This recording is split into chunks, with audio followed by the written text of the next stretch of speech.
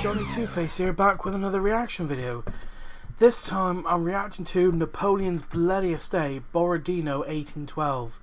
Now, as I said in the last reaction I've done to the Napoleon series, I think it was Invasion of Russia. I'm sorry, just a bit of phlegm stuck in my throat. That I'm playing catch up on this series of the Napoleonic Wars from Epic History TV. So this is apparently Napoleon's Bloodiest Day, Borodino, and I know I've heard that this was a catastrophe. You know, Napoleon going into Russia with like, what's it, 600,000 troops. So, but I'm interested to see how it plays out. So, Bloodiest Day, Borodino. The link to the original video will be in the description down below. Please subscribe to Epic History TV and check them out, support them, and follow their sponsors if you want. So, as I said, if I don't talk much, it's because I'm constantly taking in information. So, hope you'll enjoy this reaction. I've wasted much of your time by talking so much. So, let's get into this. And Magellan TV, the documentary streaming service.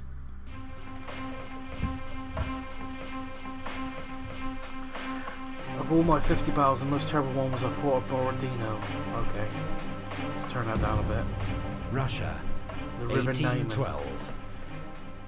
Isn't Napoleon that near invades Lithuania? his former ally with the largest army Europe has ever seen. Smolensk. But for the French Emperor, the decisive blow remains frustratingly beyond reach. Russia's resilience is unlike anything he's ever encountered. Wow. And as winter closes in, Krasny. his army begins the most infamous retreat in history. I did hear that it was a catastrophe for Napoleon, but I wasn't sure how it played out, because, again, not being clued up about Napoleon's... September 1812. 10 weeks had passed since Napoleon invaded Russia with more than 500,000 men. Yeah. The French Emperor wanted a quick victory over the Russians, one that would force Emperor Alexander to make peace and agree to French terms. Of course, I think it mentioned in the last video that I'm not sure if I'll have to watch it again, but I can't remember if in the last video that the capital at this time was not Moscow, it was St. Petersburg. So, because I think it got moved by I can't remember who the monarch was who moved the capital to St. Petersburg, but it'll probably say in this video or the next. So, but at Vitebsk and then Smolensk, the outnumbered Russian army had narrowly escaped his clutches. Okay. The holy city of Smolensk had been virtually destroyed. Napoleon had advanced deep into Russia, and months of marching had left his army decimated by disease and exhaustion. It was now half its original strength, and summer was nearly over. But finally, 70 miles west of Moscow, near the village of Borodino. People gotta remember that invading Russia it's like, you may think it's bad in winter, but it's also just as bad in the summer. Because I'm not sure if I remember correctly, but Russia's known for its summer thunderstorms in some areas, I think. I'm not entirely sure, but feel free to correct me about that in the comments below. The Russians had turned to offer battle. Napoleon would have a chance to win the decisive victory that he believed would end the war. In 1812, Napoleon was master of Europe, but his meteoric rise to power had nearly been cut short several times by cannonballs, bullets, even by Madame Guillotine. His early years are brilliantly retold. Okay.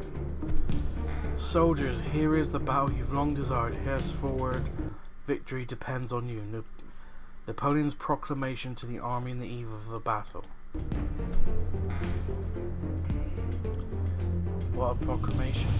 The Russian army, commanded by the 67-year-old, one-eyed veteran General Kutuzov, occupied a defensive position across the two main roads leading from Smolensk to Moscow.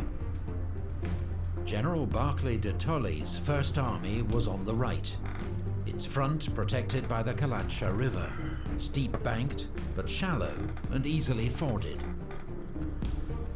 Prince Bagration's Second Army was on the left, a more open position but reinforced by good major defensible earthworks, positions. the Great Redoubt, and what the French nicknamed for their shape the Flèche, the arrows. Another forward redoubt at Borodino was expected to delay the enemy's advance. Historians still dispute the size of the Russian army, but it's likely Kutuzov had around 121,000 men and 680 guns at Borodino. That's a lot of cannon from one section. On the 5th of September, Napoleon's army began to arrive from the west. Around 130,000 men. Wow. And 585 guns. Napoleon quickly saw that the Borodino redoubt would have to be taken before he could deploy his army, and ordered an immediate assault. The attack was led by Compan's 5th Division of the 1st Corps, supported by the Polish 5th Corps to the south. Wow.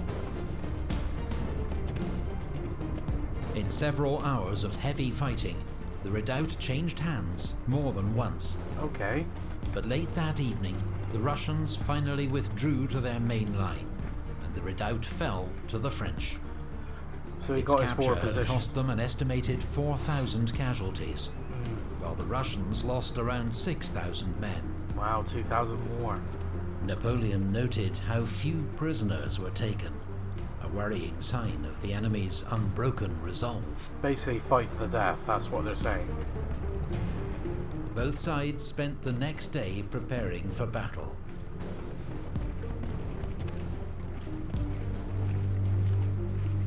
Marshal Davout, commanding French First Corps and widely considered Napoleon's most able subordinate, appealed to the Emperor to use his corps to make a wide, outflanking attack to the south. That could be a good idea. Napoleon dismissed the idea as too risky. And instead began preparing for a massive... Mind you, I can see Napoleon's point when you look at these Russian forces to the south with the cavalry at the south, just like on their left flank. Sorry. Oh, man, I shouldn't have drunk rum while doing this. Frontal assault on the Russian defenses. Hang on, now coming up.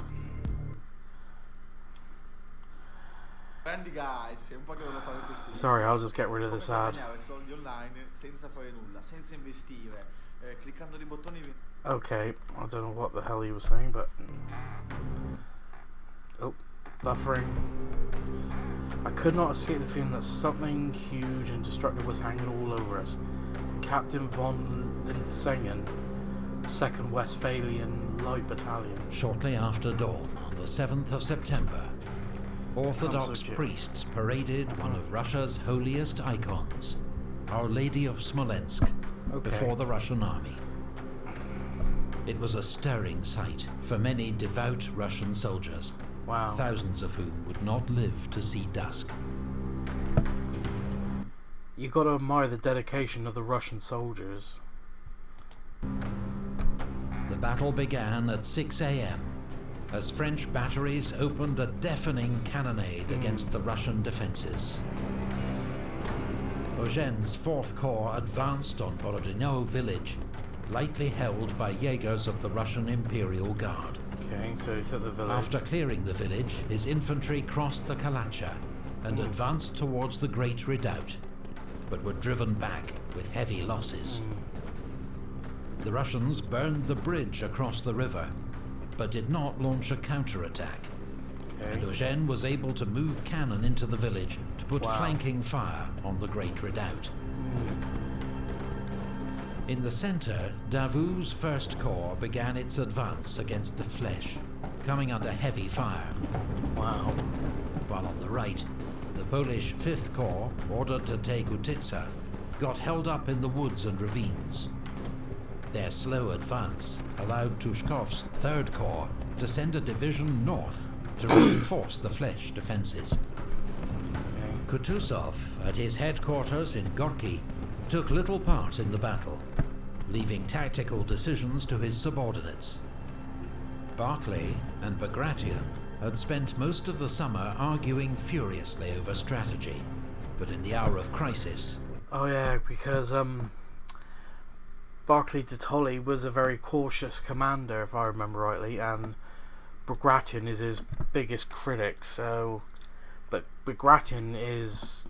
I think he's known for being an aggressive commander to the point of recklessness, so it's kind of like... You can see it's going to be a huge argument, but depends how the battle will play out, so... They put their differences aside. Okay. They could see the main French attack was falling on the Russian centre and left. So Barclay ordered General Bagavout's 2nd Corps south to reinforce Bagration. Fighting around the Fleche intensified as the French captured one of the earthworks, only to be driven out by a Russian counterattack. Is this going to be a situation where it goes back and Davout forth? himself was injured in the fighting as he fell from his dying horse, but he refused to leave the field. Wow. When Russian cavalry counterattacked, Marshal Murat himself led the French cavalry forward to meet them. Retaliation. Ney's 3rd Corps now joined the attack on the Fleche. Okay. A charge by Russian cuirassiers forced Murat to take shelter in a square of Württemberg infantry. Murat, with his flamboyant dress and reckless courage, had now even made a name for himself among the Russians. The Cossacks, in particular, saw him as a kindred spirit and were eager to capture him alive if they could. Wow. To the south, Polish troops now took Utitsa, which the Russians set ablaze before withdrawing. Scorched earth again. But General Bagavout's reinforcements arrived just in time to shore up the Russian flank. Sorry, I thought it was at Around 10 a.m., Eugène launched another attack on the Great Redoubt. It was briefly captured by Morand's 1st Division, before his men were thrown out by a ferocious Russian... Sorry, I hate it when YouTube always puts it on auto. I'm hoping this will work. Russian counterattack. Thank you. The Russian army's 27-year-old artillery commander, General Kutuzov, was killed leading one of these counterattacks. A heroic death, but a blow to the organization of Russian artillery for the rest of the day. Fighting continued to rage around the Fleche earthworks. So basically it's going back and forth. Some counted as many as 6 major French assaults, involving 45,000 troops, with hundreds of cannon on both sides, pouring fire into the packed ranks. Wow. More than once, French infantry fought their way into one of the Russian positions, only to be driven out again at bayonet point. Wow. Junot's Westphalian Corps was sent forward in support, helping to clear Russian skirmishers from the woods to the south. General Bagration was close to the action. Oh, sorry, buffering. Overseeing the defense of the Fleche, leading forward. Gotta love the internet where I live.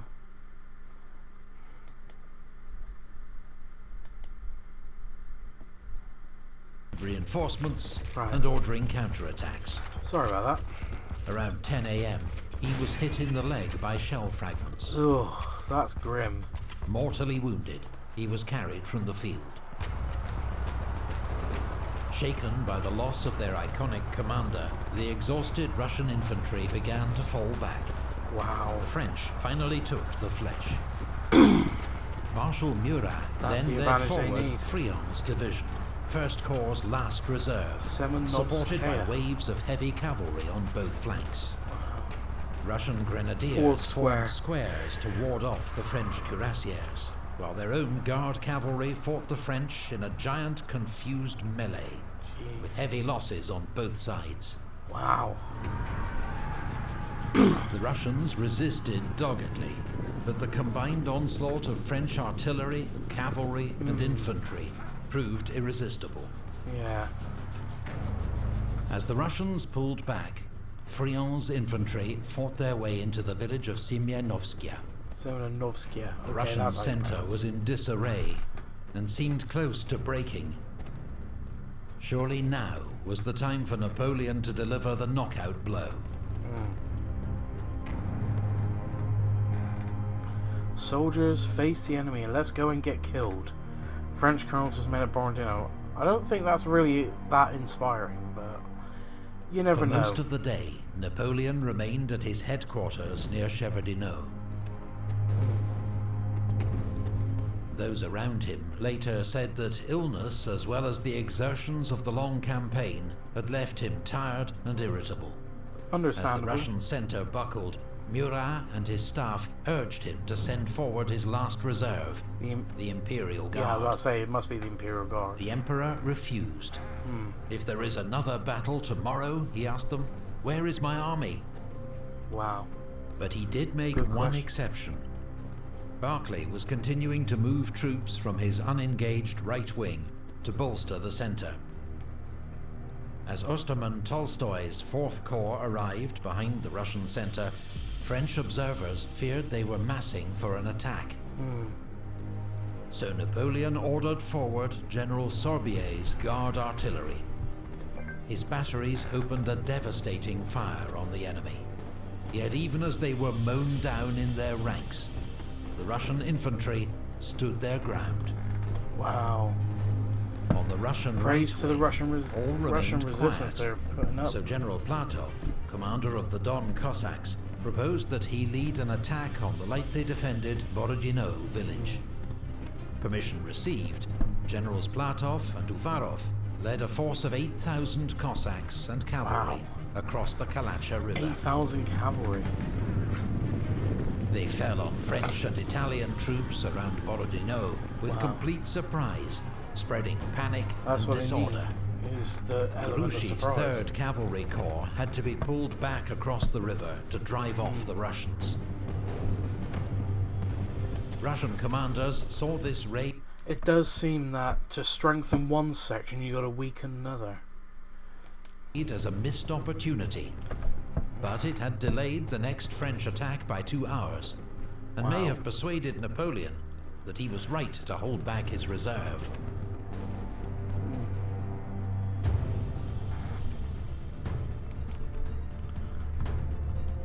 Never seen such carnage.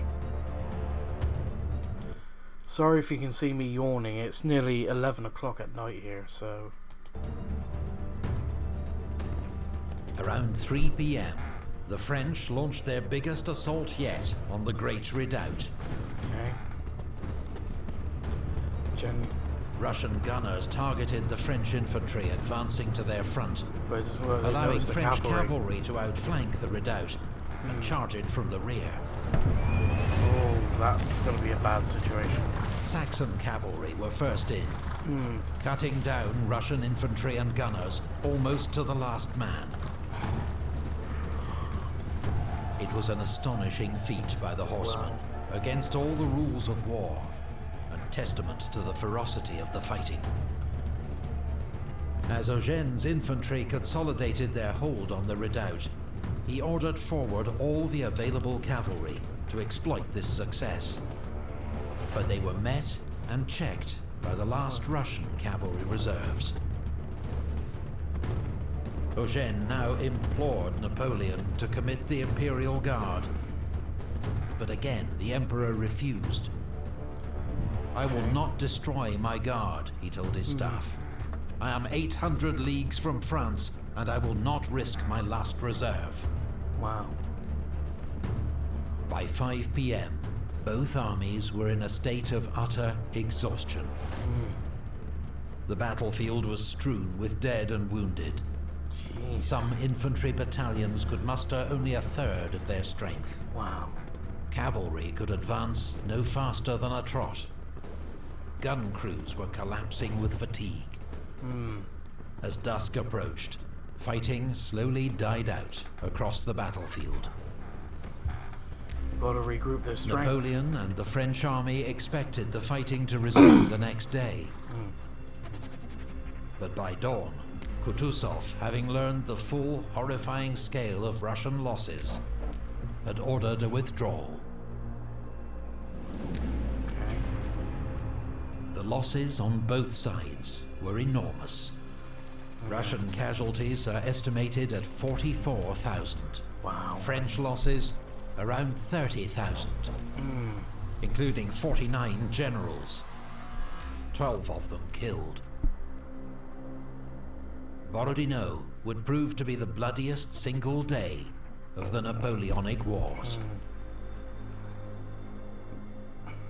The Russian army could not fight another battle until it had received major reinforcements. Wow.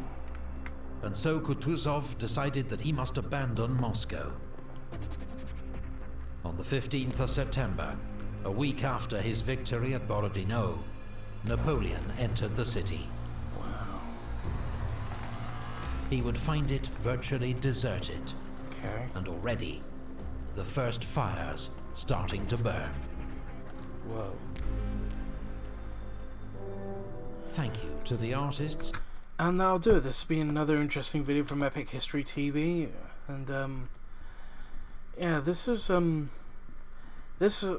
one hell of a battle for it to go back and forth for so long, and but as you can tell, with Napoleon's military genius, they were gonna pull through it some way, even if it means having huge losses. So I think the next video I'll react to is yeah, the retreat from Moscow. So if you like this reaction, please like, comment and subscribe, and I'll see you in the next one.